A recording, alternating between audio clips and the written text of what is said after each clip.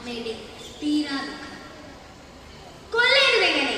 മലയാളത്തിന്റെ പ്രശസ്ത കവിയത്രി സുഗതകുമാരി മനുഷ്യ മനസാക്ഷിയുടെ മുന്നിൽ അനാവരണം ചെയ്ത കൊല്ലേണ്ടതെങ്ങനെ എന്ന കവിതയുടെ രംഗാവിഷ്കാരം.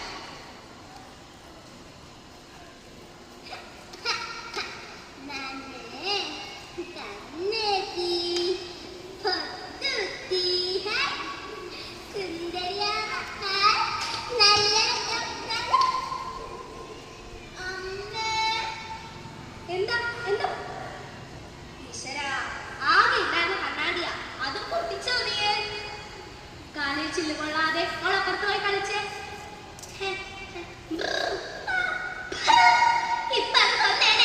മനുഷ്യനെ അപ്പൊ അതും പൊട്ടിച്ചൂലേ? പൊട്ടിക്കും. ഇവിടെയുള്ളതെല്ലാം പൊട്ടിക്കാൻ ജനിച്ച നശിച്ച ജന്മവാദം. സ്വന്തം തത്തയുടെ വര തല തിരിഞ്ഞു പോയില്ലേ? എന്റെ മോനിപ്പ എവിടെയാണോ എന്തോ. മതി എന്റെ കുട്ടിയെ ശപിച്ചത്.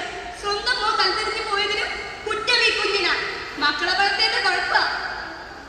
ആഹാ, അത്രയൊക്കെ ആയോ?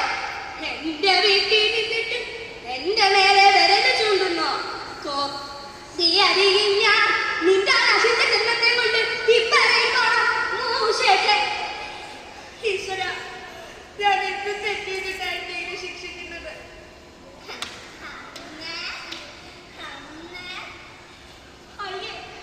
എന്താ മോളെ ഇത്? മൂത്രത്തിലിരുന്നാണ് കളിക്കുന്നത്. ഈശ്വര, 10-20 വയസ്സായിട്ടും എന്റെ കുട്ടിക്ക് പെണ്ണാണെന്നും ഉണ്ണണമെന്നും ഉടുക്കണമെന്നും ഒന്നും അറിയില്ല. എനിക്ക് പ്രായമായി വരികയാ. ഞാൻ മരിച്ച എന്റെ മോളെ ആരാ നോക്ക? ആരാ അവളെ കുളിപ്പിക്ക? ആരാർക്ക് ഭക്ഷണം കൊടുക്ക? ആരും ഉണ്ടാവില്ല. ദുഷ്ടന്മാരാ ലോകം മുഴുവൻ. ചിലപ്പോ ഞാൻ മരിച്ചു എന്നറിയുമ്പോ അയാൾ വരും. അയാൾ വന്ന അവസാനിപ്പിക്കും ഞാൻ ഈ സാധനത്തിനെ. ഒരു മന്ദബുദ്ധിയുടെ എനിക്കിനി ആ സ്ഥാനം വേണ്ടേ? അല്ലെങ്കിൽ ചില മോളിൽ തന്നെ ഇന്ന് വന്നേ.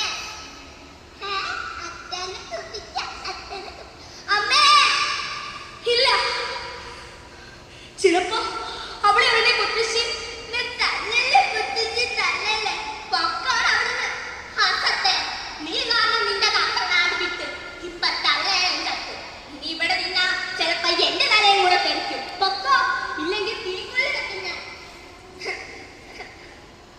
പഴയ പട്ട എറമ്പ് പെരപ്പ് നോക്കൊക്കെ അടേന്നപ്പ അഴകാണ്. என்ன பாப்பா இதுக்கு அழுகுற? എന്നെ മുത്തശ്ശി തല്ലി. ഇത്ത പൊണ്ണുകൂടെ യാരുമേ ഇല്ല. ഇല്ല, എന്റെ മോളെ ഞാൻ ആർക്കും വിട്ടുകൊടുക്കത്തില്ല. ഈ ചോലിൽ വിഷം ചേർത്ത് എന്റെ മോളെ ഞാൻ മോളെ ഇങ്ങ് വാ നോക്കമ്മ ചോറ് തരാം. ഇല്ല, ഈ വിഷം എന്റെ മോളുടെ ഉള്ളിൽ ചെന്നാൽ അവരുടെ ഓരോ ഞരമ്പുകളും വലിഞ്ഞു മുറുകും. വേദന കൊണ്ട് എന്റെ മോള് പിടയ്ക്കും. മോളെ ഇങ്ങ് വാ മോളെ, അമ്മ താരാട്ട് പാടി ഉറക്കാം.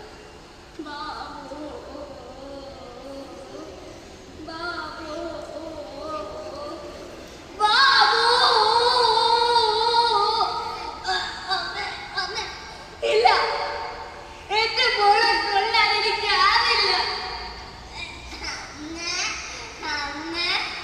കരയിപ്പിക്കാതെ വേദനിപ്പിക്കാതെ ഞാൻ എങ്ങനെ എന്റെ മോളെ ഒന്ന് കൊല്ലാം? ഈ അമ്മയുടെ ദുഃഖം ഈ സമൂഹത്തിന്റെ തന്നെ ദുഃഖമാണ്. സഹതാപമല്ല ഇവർക്ക് ആവശ്യം, സ്നേഹമാണ്, സ്നേഹം മാത്രം. ഇവരെ നമ്മിൽ ഒരാളെ കാണാൻ ശ്രമിക്കുക. നന്ദി.